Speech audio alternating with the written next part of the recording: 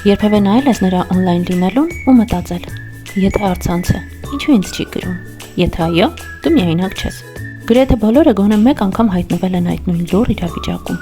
Դու տեսնում ես, նա ակտիվ է, կարդում ես, վերջին անգամ տեսել է 1 րոպե առաջ։ Ու ներսում սկսվում է մի փոքր պատերազմ տրամաբանության ու զգացմունքների միջև։ Գուցե զբաղված է, գուցե հիմա չի ուզում խոսել, թե պարզապես ես եմ ավելորդ մտածում։ Ու հենց այստեղ է ամենահետաքրքիրը։ Ոչ թե այն, ինչ նա անում է, այլ այն, ինչ մենք սկսում ենք պատկերացնել նրա լռության մեջ։ Քանի անգամ ես ճնճել հաղորդագրությունը, որը պատրաստվում է իր ուղարկել միայն այն պատճառով, որ տեսար նա օնլայն է, բայց չի գրել քեզ։